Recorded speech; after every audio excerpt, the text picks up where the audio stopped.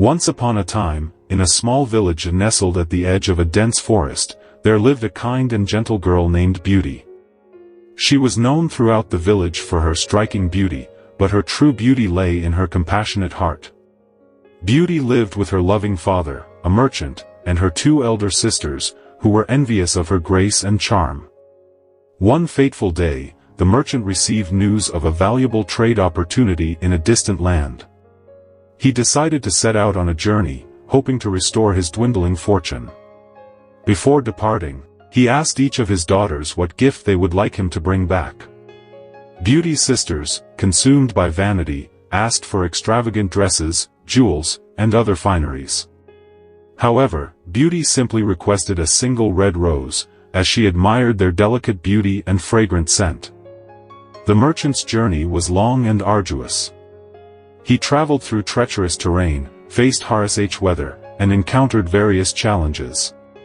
Finally, after months of hardship, he stumbled upon a magnificent castle deep within the forest. He entered, hoping to find shelter and rest. Inside the castle, the merchant found a lavish feast laid out, though there was no one in sight. He sat down and enjoyed the meal, assuming it was a gift from a kind-hearted host. Afterward, he explored the castle, marveling at its opulence. He came across a lush garden and remembered Beauty's request for a red rose. He picked one from the garden to take with him. Suddenly, a fearsome beast appeared before him, roaring in anger. The beast accused the merchant of stealing his most precious possession, the red rose from his garden. The merchant pleaded for his life, explaining that he had picked the rose for his daughter, Beauty. He showed the beast a portrait of his daughter, hoping to gain sympathy. The beast, moved by the merchant's love for his daughter, decided to spare his life on one condition. He demanded that the merchant send Beauty to live in the castle in his place. If Beauty agreed to come willingly and stayed with the beast, the merchant would be set free.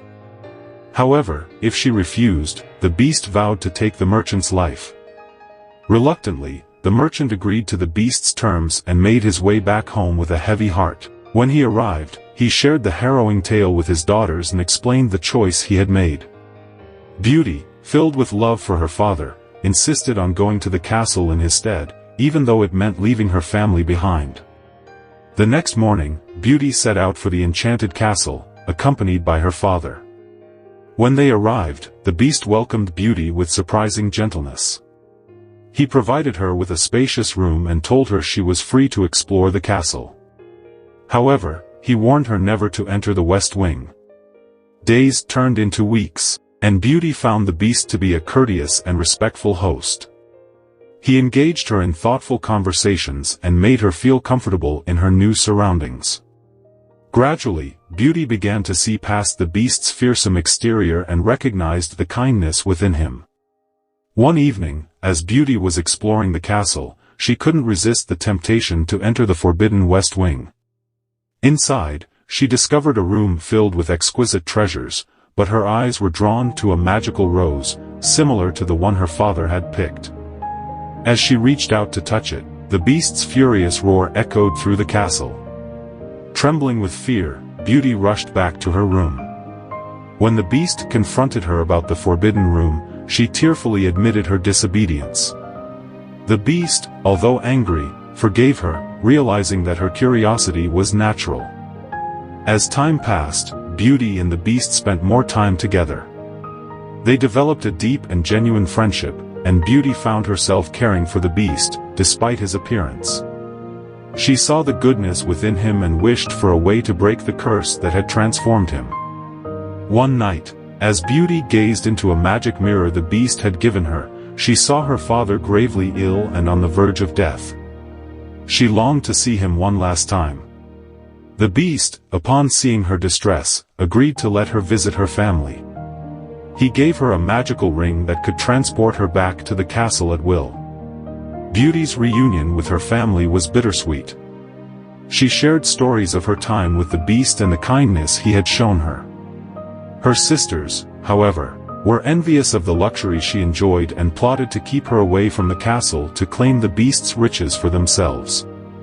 Beauty's visit extended beyond what she had intended, and she began to worry about the beast. She used the magic ring to return to the castle, where she found the beast lying in the garden, near death. Overcome with grief, she confessed her love for him and begged him not to leave her.